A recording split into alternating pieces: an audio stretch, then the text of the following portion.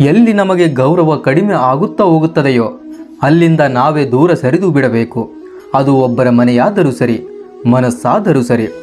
ದೇವರನ್ನು ನಂಬಿ ಜೀವನ ಮಾಡಿ, ಮನುಷ್ಯರನ್ನು ನಂಬಿ ಅಲ್ಲ. ಯಾಕೆಂದರೆ ಮನುಷ್ಯನಿಗೆ ನೀಯತ್ತಿಲ್ಲ, ಎಲ್ಲರೂ ಸ್ವಾರ್ಥಿಗಳೇ. ಆದರೆ ದೇವರನ್ನು ನಂಬಿದರೆ ಕಷ್ಟ ಕಾಲದಲ್ಲಿ ನಮ್ಮನ್ನು ಯಾವತ್ತೂ ಕೈ ಬಿಡುವುದಿಲ್ಲ.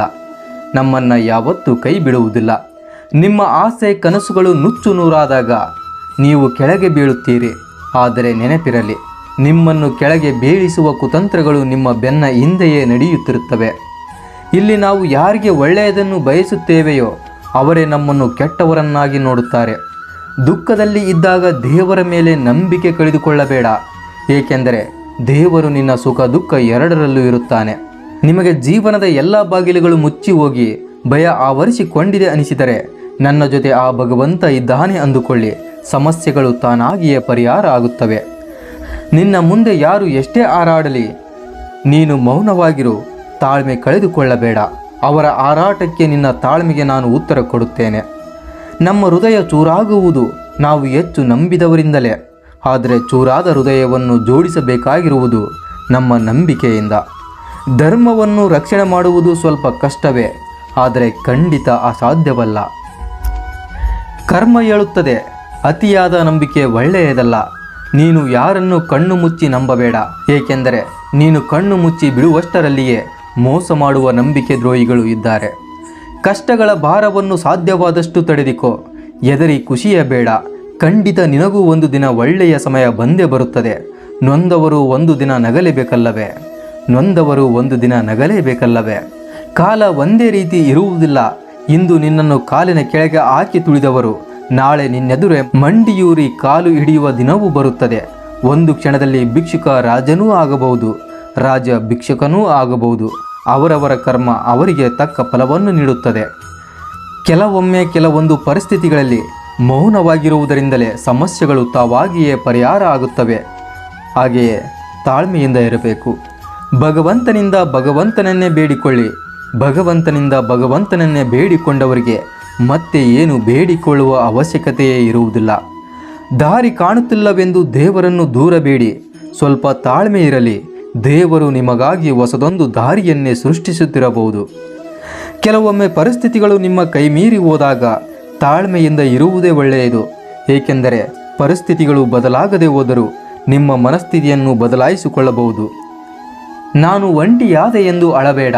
ಎಲ್ಲರೂ ಬರುವಾಗಲೂ ಒಂಟಿ, ಹೋಗುವಾಗಲೂ ಒಂಟಿ. ಆದರೆ ನಿನ್ನ ಜೊತೆ ಶಾಶ್ವತವಾಗಿ ಉಳಿಯುವುದು ಆ ಭಗವಂತ ಒಬ್ಬನೇ. ನಿನ್ನ ಕಷ್ಟದಲ್ಲೂ ನಿನ್ನ ಸುಖದಲ್ಲಿಯೂ ಸಹ ನೆನಪಿರಲಿ, ನಿನ್ನಲ್ಲಿ ಸಮುದ್ರದಷ್ಟು ನೋವಿದ್ದರೂ ಸಮುದ್ರದ ತಳದಂತೆ ಶಾಂತವಾಗಿರು. ಏಕೆಂದರೆ ಸುನಾಮಿ ಏಳುವ ಸಮಯವೂ ಬರುತ್ತದೆ. ಆಗ ನಿನ್ನ ಬಾಳಿನಲ್ಲಿ ಆಟವಾಡಿದವರನ್ನು ನಿರ್ನಾಮ ಮಾಡಬಹುದು. ಇನ್ನೊಬ್ಬರ ತುಳಿತಕ್ಕೆ ಸಿಗದೆ ಹಾಡಿಕೊಳ್ಳುವವರ ಬಾಯಿಗೆ ತುತ್ತಾಗದೆ ಇದುವರೆಗೂ ಯಾರೂ ಬೆಳೆದಿಲ್ಲ. ಮನುಷ್ಯ ಒಳ್ಳೆಯವನಾಗಿದ್ದರೂ ಮಾತನಾಡುತ್ತಾರೆ, ಕೆಟ್ಟವನಾಗಿದ್ದರೂ ಮಾತನಾಡುತ್ತಾರೆ. ಎಲ್ಲರಿಗೂ ಒಳ್ಳೆಯವರಾಗಲು ಸಾಧ್ಯವಿಲ್ಲ. ನೆನಪಿರಲಿ, ತಾವಾಗಿಯೇ ಎಲ್ಲರೂ ಕೆಟ್ಟವರಾಗಿಯೇ ಇರುವುದಿಲ್ಲ. ಮನುಷ್ಯ ಯಾವತ್ತೂ ಶ್ರೀಗಂಧದ ಮರದ ಹಾಗೆ ಬದುಕಬೇಕು. ಕತ್ತರಿಸಿದಷ್ಟು ಸುಗಂಧವನ್ನೇ ನೀಡುತ್ತದೆ. ಯಾರು ಎಷ್ಟೇ ಕೀಳಾಗಿ ಕಂಡರೂ ಅವರಿಗೆ ಒಳ್ಳೆಯದನ್ನೇ ಬಯಸಬೇಕು. ಯಾಕೆಂದರೆ ನಮ್ಮ ಒಳ್ಳೆತನವನ್ನು ಕಾಪಾಡಲು ಭಗವಂತನು ಸದಾ ನಮ್ಮೊಂದಿಗೆ ಇರುತ್ತಾನೆ. ಮನಸ್ಸಿಗೆ ನೋವಾದಾಗ ಕಣ್ಣೀರು ಬರುವುದು ಸಹಜ. ಆದರೆ ನಿನ್ನ ಕಣ್ಣೀರಿಗೆ ಕಾರಣವಾದವರು ಅಳುವಂತೆ ಮಾಡುವುದು ನಿನ್ನದೇ ಜವಾಬ್ದಾರಿ. ಆದ್ದರಿಂದ ಕುಗ್ಗದೆ ಕಣ್ಣೀರು ಒರೆಸಿಕೊಂಡು ಮುನ್ನಡೆ. ಯಾರೇ ನಿನ್ನನ್ನು ಅವಮಾನಿಸಲಿ ಕಣ್ಣೀರಿಡಬೇಡ, ತಾಳ್ಮೆಯಿಂದ ಇರು. ಏಕೆಂದರೆ ಸಮಯ ಬರುತ್ತದೆ, ಅವಮಾನ ಮಾಡಿದವರೇ ಸನ್ಮಾನ ಮಾಡುತ್ತಾರೆ. ನೆನಪಿರಲಿ, ದುಡುಕುವುದು ಬೇಡ.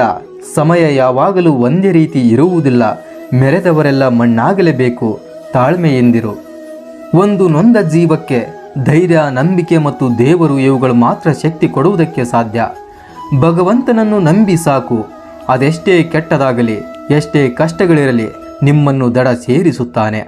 ನೀನು ಎಲ್ಲರಿಗಿಂತಲೂ ಹೆಚ್ಚು ಕಷ್ಟಗಳು, ನೋವುಗಳನ್ನು ಅನುಭವಿಸುತ್ತಿದ್ದೀಯಾ ಎಂದರೆ ನಿನ್ನ ಜೀವನದಲ್ಲಿ ಮುಂದೆ ತುಂಬ ಒಳ್ಳೆಯ ದಿನಗಳು ಪ್ರಾರಂಭ ಆಗಲಿವೆ ಎಂದರ್ಥ. ಜನರು ಯಾವಾಗಲೂ ನೀನು ಸೋಲಬೇಕೆಂದು ಕಾಯುತ್ತಿರುತ್ತಾರೆ. ಆದರೆ ನೀನು ಸೋಲಲು ನಗುವುದನ್ನು ಕಲಿತು ಬಿಡು. ಆಗ ಅವರೇ ನಿನ್ನ ಕಣ್ಣೆದುರು ಸೋಲುತ್ತಾರೆ. ನೆನಪಿರಲಿ, ಮನಸ್ಸಿಟ್ಟು ಕಲಿತ ಅಕ್ಷರ, ಮೈ ಬಗ್ಗಿಸಿ ದುಡಿದು ತಿನ್ನುವ ಅನ್ನ, ಕಷ್ಟಪಟ್ಟು ಗಳಿಸಿದ ಸಂಪಾದನೆ, ಇಷ್ಟದಿಂದ ಮಾಡುವ ದೈವ ಭಕ್ತಿ ಯಾರನ್ನು ಯಾವತ್ತೂ ಕೈ ಬಿಡುವುದಿಲ್ಲ. ನಿನ್ನ ಜೀವನದ ನಿರ್ಧಾರಗಳು ನಿನ್ನ ಕೈಯಲ್ಲೇ ಇರಲಿ, ಬೇರೆಯವರ ಕೈಗೆ ಕೊಡಬೇಡ. ನಿನ್ನ ಜೀವನವೇ ಹಾಳಾಗುತ್ತದೆ. ಆಗುವುದೆಲ್ಲ ಒಳ್ಳೆಯದಕ್ಕೆ ಎಂಬ ನಂಬಿಕೆ ಇಡು. ಮುಂದಿನದು ಆ ಭಗವಂತ ನೋಡಿಕೊಳ್ಳುತ್ತಾನೆ. ಕಾಲಚಕ್ರ ತಿರುಗಿದಂತೆ ಎಲ್ಲವೂ ಬದಲಾಗುತ್ತದೆ.